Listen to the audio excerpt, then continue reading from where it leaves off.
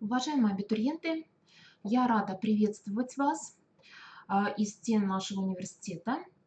А, Давайте для начала познакомимся. Меня зовут Шанина Юлия Александровна. Я кандидат филологических наук, доцент кафедры доцент кафедры русской литературы БГПУ имени Акмулы.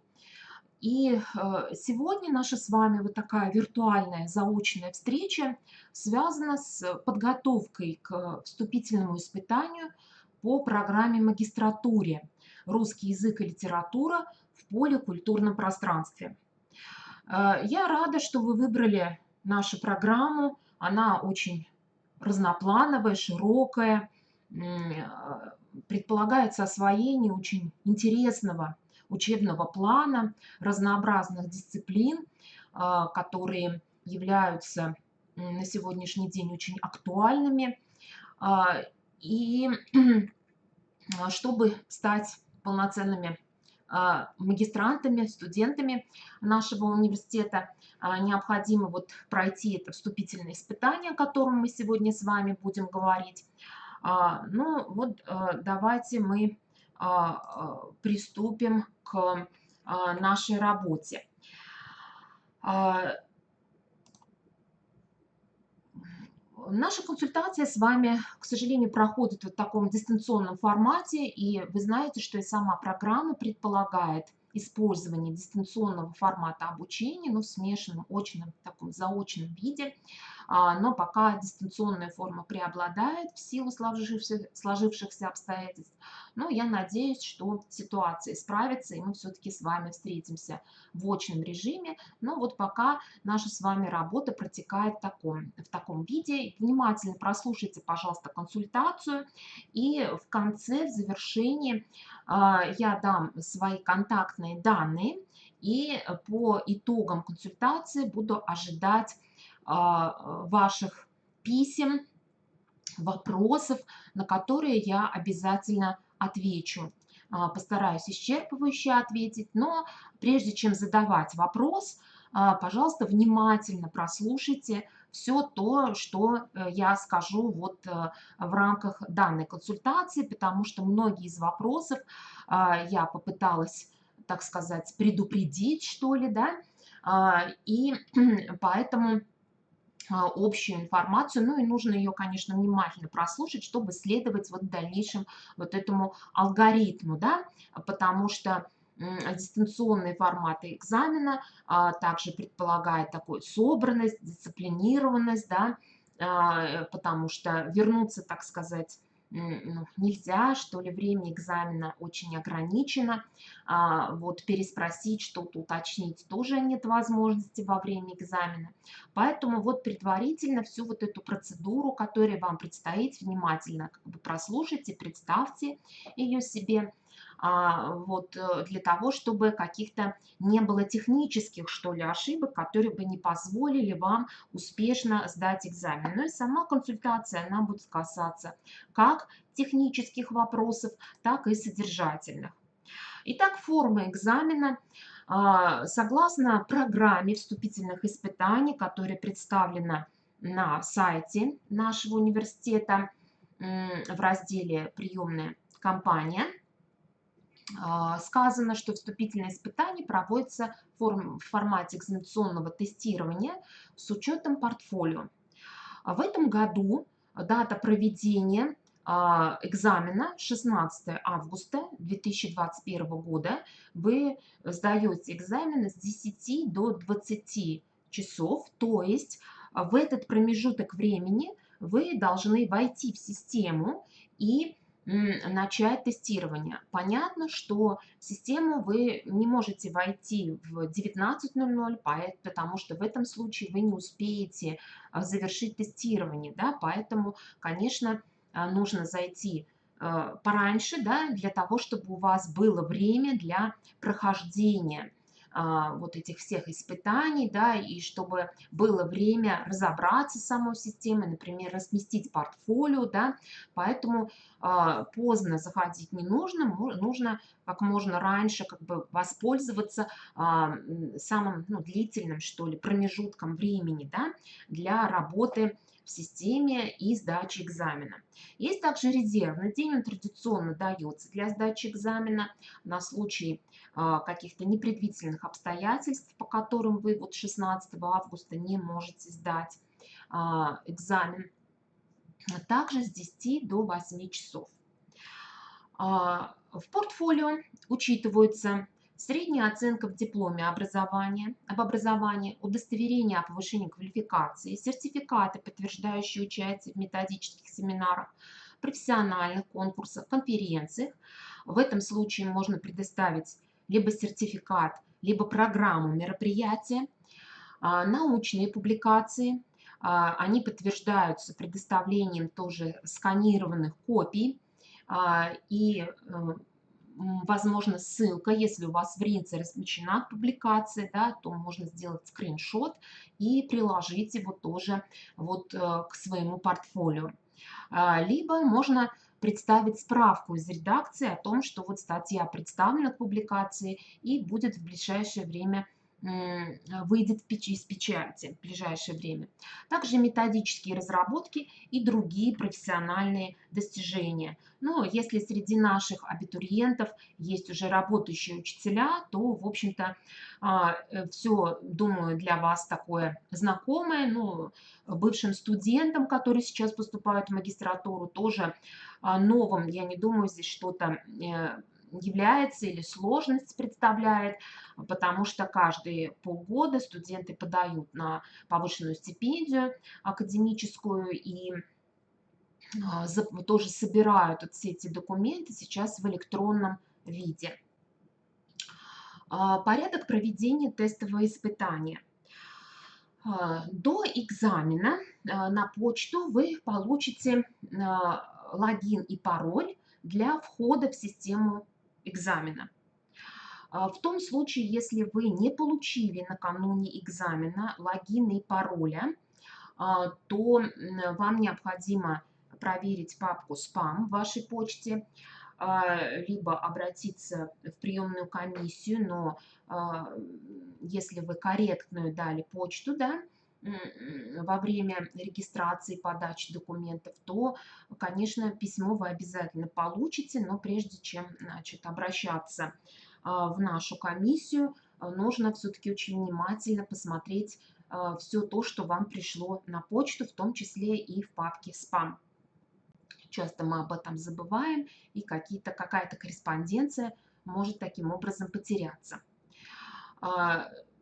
Помните, что на экзамен дается как бы вот разовый логин и пароль, да, это не то же самое, что логин и пароль для входа в личный кабинет, и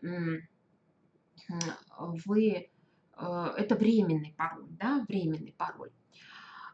И с этим логином и паролем вы сдаете все экзамены и, собственно, и портфолио. Вот у нас комплексный экзамен, да, тестирование и портфолио. И вы должны будете загрузить. Вы заранее приготовьте все портфолио, да, для того, чтобы вы могли его только уже загрузить в систему. То есть это вот один файл единый, где собраны вот эти все документы.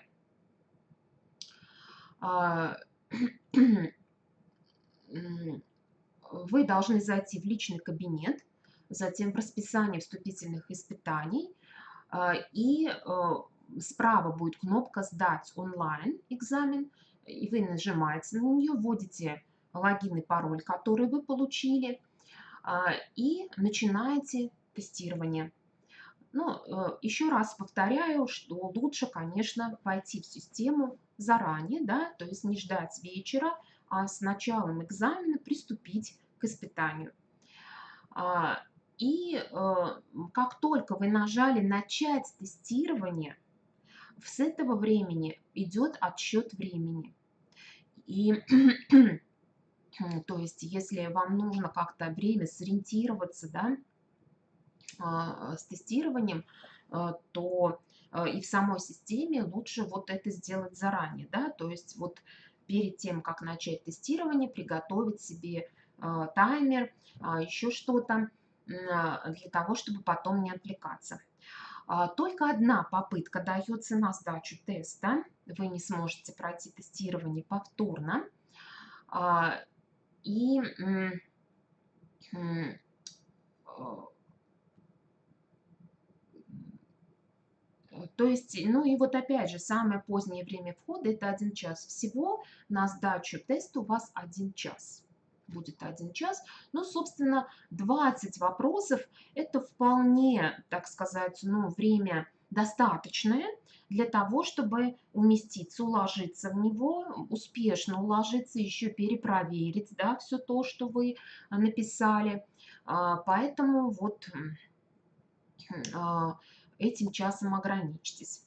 Порядок проведения тестового испытания. Ну, понятно, что во время испытания вы должны испытание проходить самостоятельно. Не должен быть доступ к компьютеру других лиц.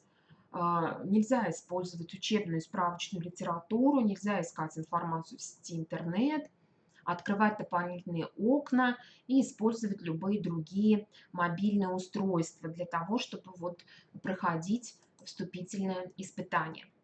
Теперь давайте посмотрим, обратимся к тем разделам, которые будут проверяться в ходе испытания.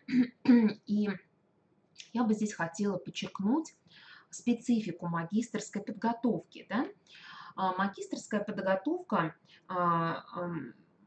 предполагает обучение не только специалистов, уже получивших высшее образование в области филологии, да, но и это могут быть специалисты других профилей, да, то есть магистратура, она позволяет простроить такой индивидуальный, что ли, график обучения, повышения квалификации, да, и поэтому сама программа вступительных испытаний, она рассчитана на очень широкий круг абитуриентов, да, которые ну, не то, что вот на уровне высшего образования уже полностью как бы знают вот все эти предметы, русский язык и литературу, да, а все-таки здесь уровень, который предполагает привлечение более широкой, что ли, абитуриентов, широкого круга абитуриентов и позволяет учителям пройти такую профессиональную переподготовку именно, да,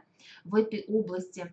И поэтому вступительные испытания у нас не могут базироваться на знаниях, полученных студентами, собственно, на филологических факультетах.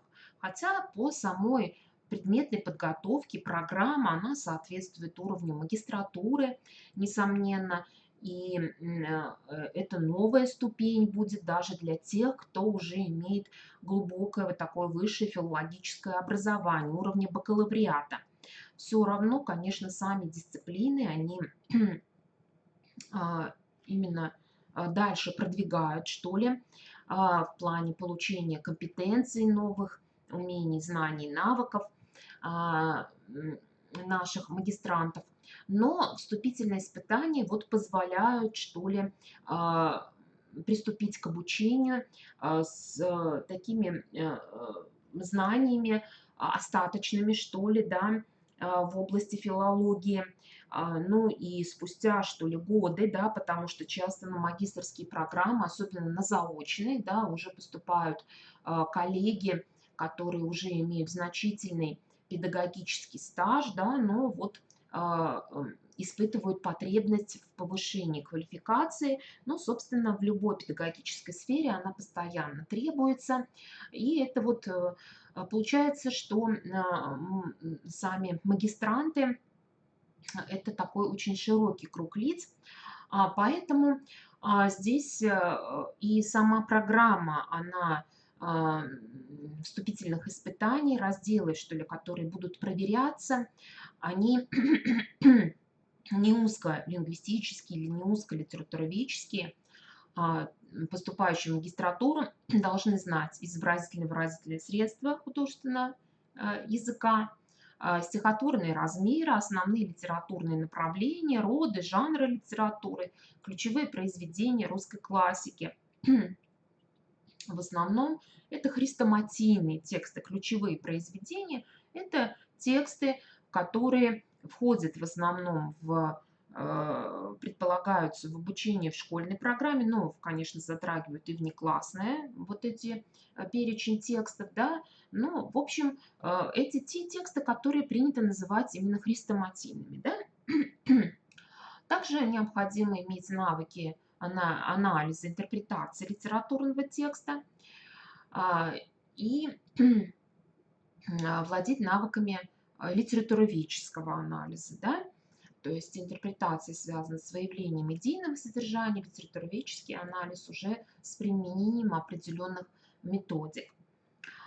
Что касается русского языка, да, то здесь необходимо знать основные стили, жанры современного русского языка, языковые нормы. Но вот здесь как бы очень кратко об этом сказано, языковые нормы. На самом деле это очень широкая область, да, языковые нормы, которые изучаются в школе на протяжении 11 лет, да, закрепляются в вузовской потом практике, да, профессиональной деятельности. Это самые разные нормы, грамматические, да, речевые нормы, нормы орфоэпические, орфографические, пунктуационные и так далее, да. То есть вот именно нормы, которые касаются разных разделов русского языка. Ну и здесь умение проводить лингвистический анализ и давать лингвокультурологический комментарий художественного текста. Давайте мы с вами посмотрим, какие конкретно могут быть задания, да, виды заданий. Я не стала давать здесь прямо развернутый тест, да, но понятно, что вслед за вопросом будут даны варианты ответов, несомненно, да, и вот возможны такие варианты заданий, например, какой стихотворный размер использует автор. Далее дается отрывок из стихотворного текста и предлагается перечень ответов, да, ям, харей, амфибрахи и так далее. Указывается автор отрывка, да, и, конечно, если это поэзия 20 века, то это может быть подсказкой, да, во многом, какой же это будет стихотворный размер, хотя обольщаться не нужно, да. Конечно, необходимо все-таки провести анализ, да, размера, то есть определить ударные, безударные слоги, да, разделить на стопы и соотнести с определенным стихотворным размером. Далее может быть вопрос, связанный, допустим, ну, с жанровой системой, да, какой термин обозначает жанр поэтического текста, который имеет лироэпический характер, да. Ну, это может быть баллада, да, правильный ответ, но среди вариантов может быть элегия, да, допустим, ода, баллада, ну, 4 варианта у вас будет, и вы не множественный выбор, как правило, вам нужно будет найти только один термин, то есть множественного выбора не будет. Не будет так, что вам надо будет 2-3 ответа найти, только один однозначный ответ. Какой вид строфы, да, использует автор в данном поэтическом фрагменте? Ну, аналогично вот первому вопросу. Или на атрибуцию, конечно, тоже будут фрагменты, кому принадлежат данные поэтические строчки. Но те фрагменты из текстов, которые вы получите, они в той или иной степени хрестоматийны, да, вот, и я думаю, что вы сможете в них сориентироваться. Вот, и, а, конечно, еще раз повторяю, это будет тестирование, да, и открытый тест, то есть будет пару вопросов, есть заложено в тесте с открытыми заданиями, где вам нужно будет вписать одно слово.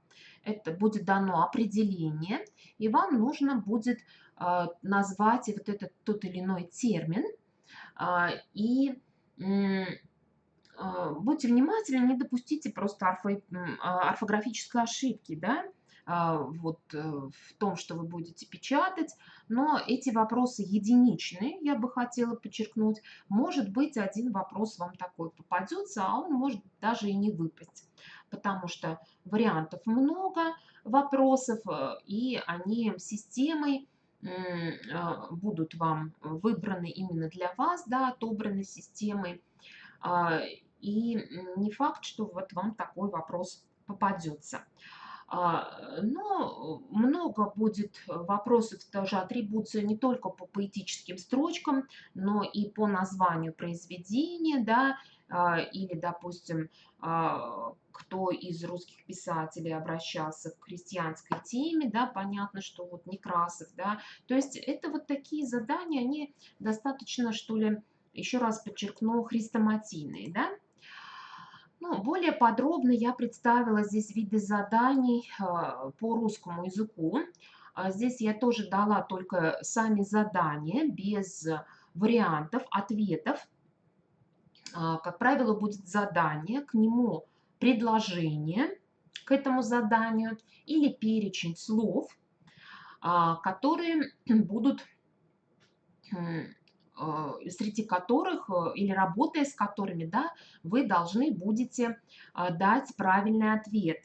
Ну, например, либо вы должны определить вид тропа, да, который использует автор в этом отрывке, либо вы должны будете определить, выделить слово, в котором допущена ошибка орфоэпическая, да, либо грамматическая ошибка, или неверно употреблен пароним, да, то есть вот словари паронимов лучше просмотреть, да, повторить, потому что вот эти языковые нормы тоже будут проверяться.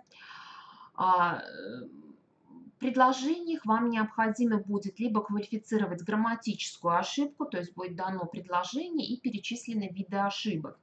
Но это задание решается достаточно просто. Вообще любое задание, связанное с синтаксисом, начинается с того, что вы находите грамматическую основу в каждом простом предложении, да, в составе сложного. В основном, конечно, вам будут даны сложные предложения, да, для анализа. Поэтому первое, что нужно сделать, это определить грамматическую основу, и после этого уже вам будет легко и запятые расставить, да, и грамматическую ошибку выявить и так далее.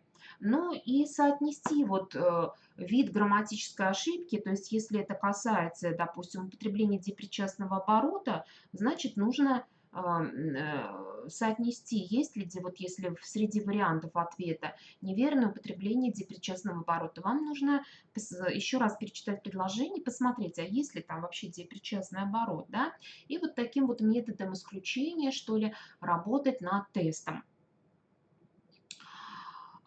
Укажите, в каком из выделенных слов ниже допущена ошибка в образовании формы слова, но это тоже на грамматику. Укажите все цифры в предложении, имеется в виду, на месте которых пишется удвоенное «н». Это на орфографические нормы задания, да, ну и тоже на орфографию задания. Укажите варианты ответов, в которых во всех словах одного ряда пропущена одна и та же буква, да. Ну, то есть это либо гласная, либо согласная. И надо подчеркнуть здесь, что вы, наверное, кто знаком с технологией сдачи ЕГЭ по русскому языку или кто сдавал ЕГЭ по русскому языку, вы, наверное, видите здесь аналогию, да, что задания во многом похожи. И здесь они разнятся дидактическим материалом, да, самим, на основе которого вот вы будете решать эти задания. Надо сказать, что задания ЕГЭ, они очень хорошо на самом деле проверяют и уровень владения языковыми нормами, и грамматику. Они разработаны очень хорошо, сами виды, что ли, вот этих заданий. Поэтому нам кажется, что в формате тестирования, то есть если бы у нас был очный экзамен, то мы бы вам предложение или несколько иного как бы плана заданий, да, которые позволили бы в свободной, так сказать, беседе именно проанализировать всесторонний, так сказать, текст. Но в дистанционной форме, формате теста это не получится, да, поэтому вот мы с вами, мы вот пошли, что ли, по такому пути, да, и я надеюсь очень, что вы успешно справитесь вот с этим этапом, да. Единственное, что здесь очень важно, это, конечно, быть в нем предельно внимательными, да. То есть очень внимательно читайте и перечитывайте задания, что от вас требуется, да, именно какое задание нужно выполнить, потому что очень частая ошибка: читаю то, что хочу читать, вижу то, что хочу, а не то, что на самом деле написано, да. То есть вы как бы угадываете сразу, что тут какое задание, и дальше на самом деле не читаете.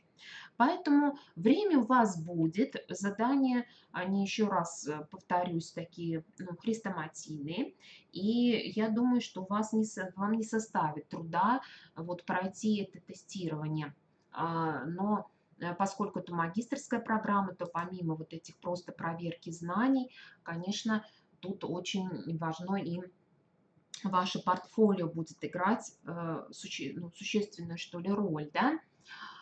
Здесь вы видите рекомендованную литературу, она есть и в нашей программе, размещенной, вступительных испытаний, размещенной на сайте. И это справочники, это вот литературные энциклопедии терминов и понятий.